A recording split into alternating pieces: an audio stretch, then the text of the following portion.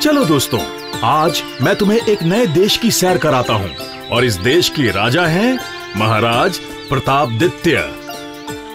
और ये रहा उनका राजमहल। राजा के 3 पुत्र हैं। बड़े राजकुमार और मझले राजकुमार आपके सामने हैं। वो राजसभा की ओर बढ़ रहे हैं। जरूर वो राजा से कुछ कहना चाहते होंगे।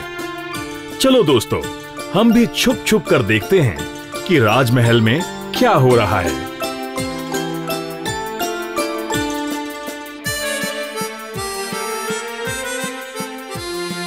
प्रणाम महाराज। प्रणाम महाराज।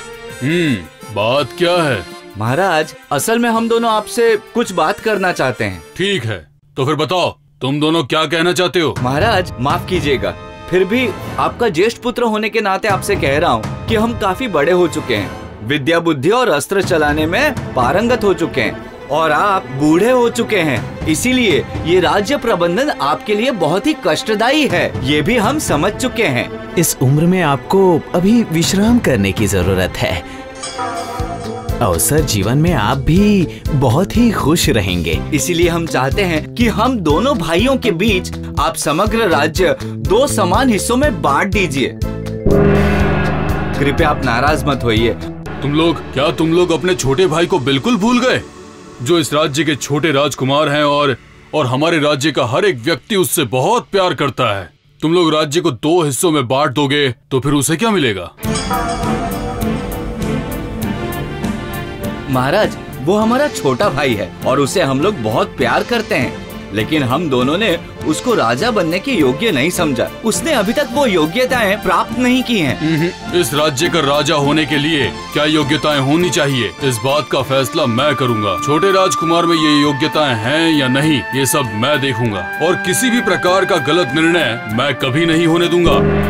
लेकिन महाराज, लेकिन कुछ नहीं, मैं कल सुबह ही अपना निर्णय सबके सामने रखूंगा।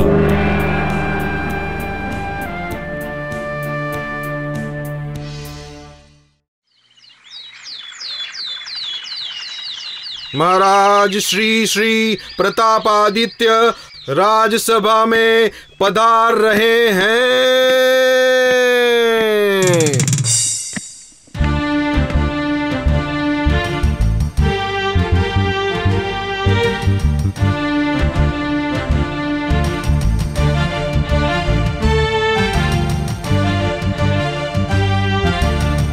प्रणाम महाराज।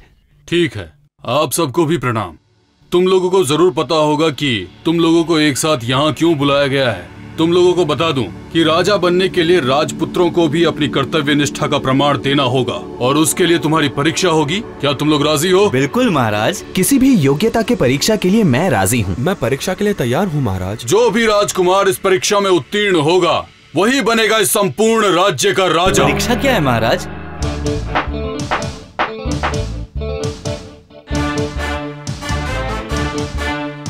मेरे हाथ में देखो, यहाँ 3 गेहूं के दाने हैं। अपना हाथ आगे करो।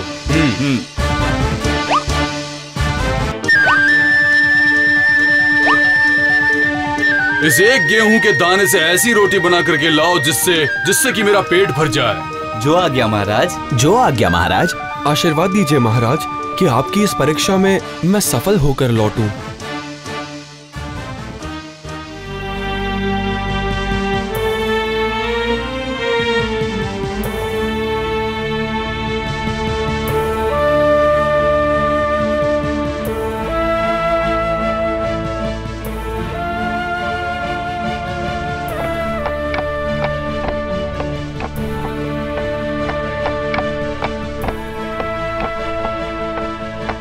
इस गेहूं के दाने से एक बहुत बड़ी रोटी बनानी होगी, समझे? समझ गया।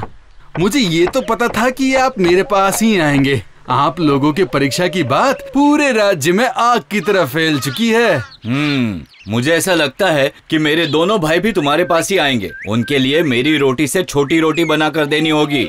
मैं समझ गया कि इस राज्य के राजा तो अब आप ही बनेंगे। मैं आपको सबसे बड़ी रोटी बना कर दूंगा, लेकिन उसके बदले में मैं चाहता हूँ कि आप मेरी बेटी से शादी कर लीजिए।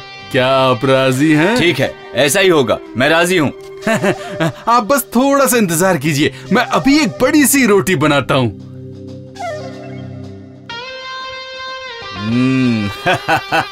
राजा बनने से अब मुझे कोई नहीं रोक सकता।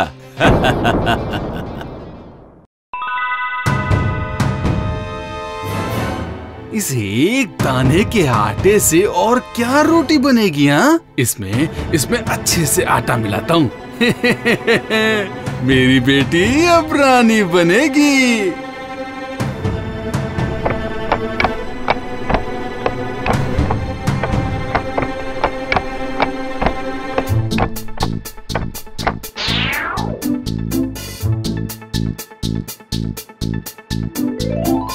आप इसे ले जाइए राजकुमार। जब आपके भाई आएंगे तो मैं उन्हें छोटी रोटी बनाकर दूंगा। ठीक है।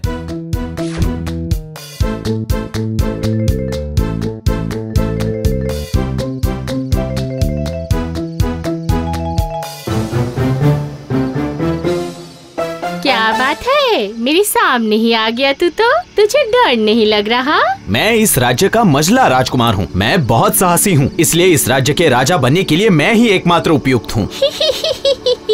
तो यहाँ किस लिए आया है? मरने के लिए? मुझे पता है कि तुम्हें जादू आता है। मैं तुम्हारा जादू देखने यहाँ आया हूँ। क्या चाहिए तुझे? तुम्हें इस गेहूं के दाने से एक रोटी बनानी होगी। मैं जादू से लाख लाख गेहूं बना सकती हूँ और उससे रोटी बना सकती हूँ, लेकिन मैं ये काम तेरे लिए क्यों करूँ? मुझे क्या मिलेगा? तुम जो बोलोगी मुझे मंजूर है। बोलो तुम्हें क्या चाहिए? तो सुन, मैं चाहती हूँ कि मेरे हाथों से बनी रोटी जो खाएगा उसकी आत्मा का अधिकार केवल मेरे पास रहेगा।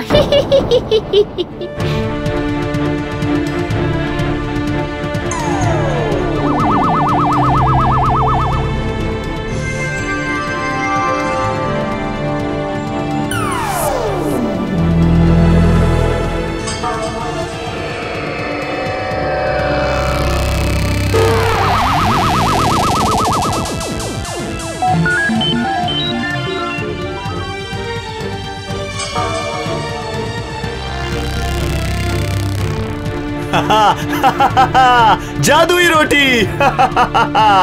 मेरी शर्त याद रहेगी ना?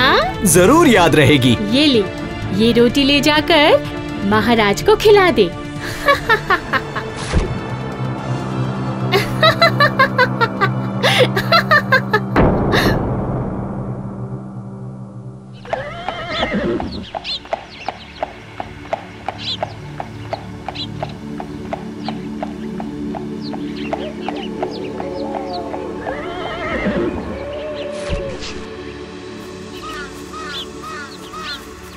एक गेहूं के दाने से एक रोटी नहीं, लेकिन अगर होता भी है तो उसे खाकर महाराज का पेट भी भरना चाहिए।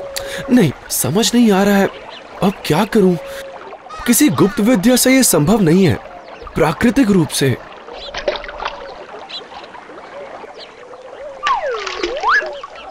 काफी देर से देख रही हूँ तुम इस नदी किनारे बहुत गहरी सोच में हो। क्या मैं तुम्हारी मदद कर सकती हूँ? अच्छा बोलो, ये गेहूं का दाना देखो।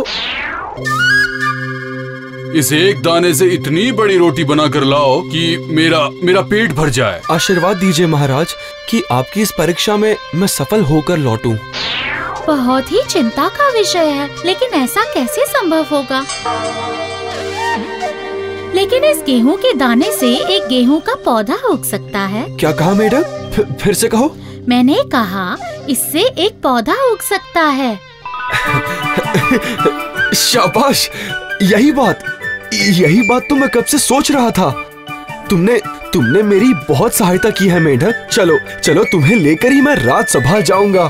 अगर मेरा जवाब महाराज को पसंद आता है तो तुम्हें पुरस्कार मिल सकता है। चलो मेरे साथ।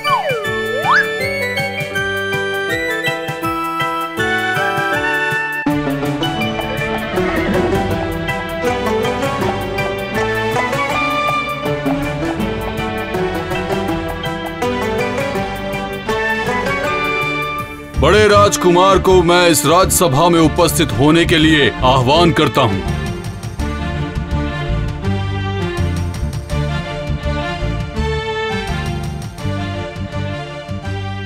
तो क्या तुम ऐसी रोटी ला पाए जिससे कि मेरा पेट भर सके?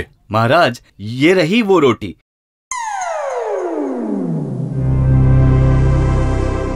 इस रोटी के हर कण में आपके दिए हुए गेहूं का कण शामिल है। लेकिन सिर्फ उस एकमात्र गेहूं के कण से ये रोटी तैयार नहीं हो सकती। इसमें आटा मिलाया गया है। मैं तुम्हें प्रतियोगिता से रद्द करता हूँ। ये क्या महाराज, कारण जान सकता हूँ? मेरी पहली ही बात में इसका जवाब था। तुमने जो भी कुछ किया उसे धोखाधड़ी कहते हैं। मैं नहीं चाहता कि कोई भी धोखेबाज इस राज्य का राजा बने। अब तुम जा सकते हो।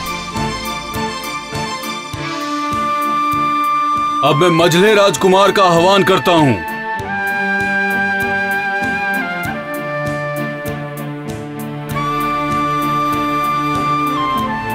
ये रही महाराज। ठीक है, लेकिन ये रोटी किस तरह बनाई गई है? मैंने ये रोटी जादू की सहायता से बनाई है, क्योंकि सिर्फ जादू से ही संभव है एक गेहूं के दाने से एक रोटी तैयार करना। तुमने हंसाया। जादू की सहायता से रोटी बनाने से भी राज्य नहीं चलाया जा सकता। ये मेरा आदेश है कि ये रोटी तुम ही खाओ। संभव नहीं है महाराज। ये मेरा आदेश है, राजा का आदेश। जब महाराज की इच्छा है तो ये रोटी तुम्हें खानी ही होगी। आप रोटी खाइए मझले राजकुमार।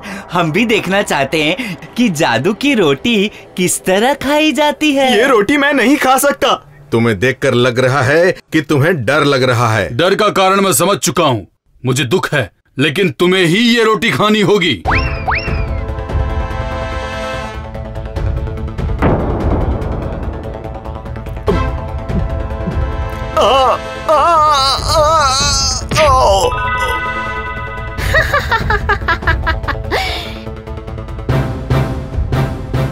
जो ये रोटी खाएगा उसकी आत्मा का अधिकार सिर्फ मेरे पास होगा। इसके आत्मा को मैं ले जा रही हूँ।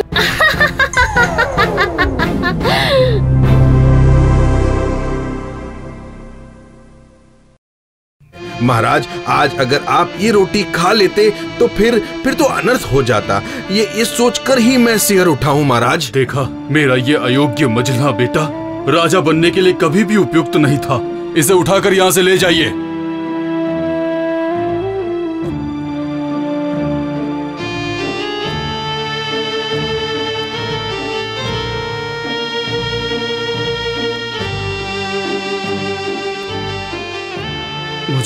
मुझे बहुत दुख है।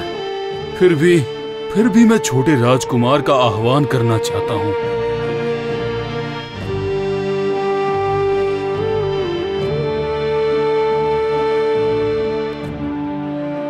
महाराज, ये आपके लिए है। आपके दिए उस गेहूं के दाने को मैंने इस गमले में बीज के रूप में बोया है। इसमें पानी डालने से पौधा निकलेगा और उसके सस्य को बीज के रूप में इस्तेमाल करने से सिर्फ आपका ही नहीं पूरे राज्य के लोगों का पेट भरेगा। चमत्कार, चमत्कार पुत्र, चमत्कार। रास्ते में घूम कर नदी किनारे बैठा था, तभी एक मेंढक ने मुझे ये बुद्धिमान सुझाव दिया। वाह, सुनो, उस मेंढक को अभी इस राजसभा में लाओ। तुमने हमारे छोटे राजपुत्र को सटीक परामर्श देकर, सटीक दिशा दिखाकर एक मंत्री का काम किया है, इसलिए तुम्हें ही मैं अगले मंत्री के रूप में देखना चाहूँगा। क्षमा कीजिएगा महाराज, लेकिन मुझे मंत्री नहीं बनना। मैं रानी बनना चाहती हूँ। मैं छोटे राजकुमार से शादी करना चाहती हूँ। ये कैसे संभव है? मेंढक के साथ राजकुमार की शादी? मैं ये कभी नहीं चाहूँगा। मैंने सिर्फ अपनी इच्छा जाहिर की महाराज, मैंने मेंढक से कहा था आप जरूर उसे पुरस्कार देंगे। अगर तुम्हें आपत्ति नहीं है तो फिर मैं इस मेंढक से तुम्हारी शादी अवश्य करवाऊंगा। मुझे आपत्ति नहीं है महाराज। बढ़िया, तो अगली शुभ घड़ी में तुम्हारी शादी होगी और उसके बाद होगा तुम्हारा राज्याभिषेक। महाराज, एक बार सोचकर देखिए महाराज, पूरे राज्य की जनता दुखी हो जाएगी। मैंने सोच लिया है मंत्री जी।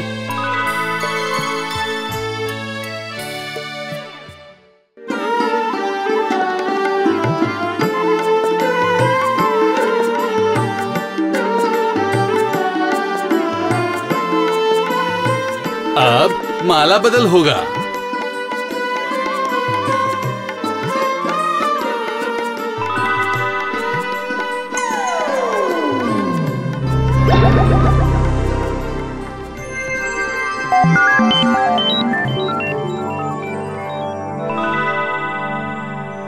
ये क्या? ये मैं क्या देख रहा हूँ? तुम कौन हो? अचानक कहाँ से आई हो? ये तो परम सुंदर कन्या है। कहाँ से आई हो तुम? तुम कौन हो बेटा? मैं एक परी हूँ। उस डायन के श्राप से मेरी ये हालत हुई थी। मेंढक बनकर घूमती थी। आज राजकुमार के वरमाला पहनाते ही मेरा श्राप खत्म हुआ। बहुत खूब। देखा देखा मंत्री जी, आपने देखा? जी महाराज। मैं धन्य हो गया। तुम बनोगी इस राज्य की रानी। मैं भी धन्य हो गई। आज से मैं तुम दोनों को इस राज्य का राजा और रानी घोषित करता हूँ। जय हो महाराज, जय हो महाराज, जय हो महाराज, जय हो।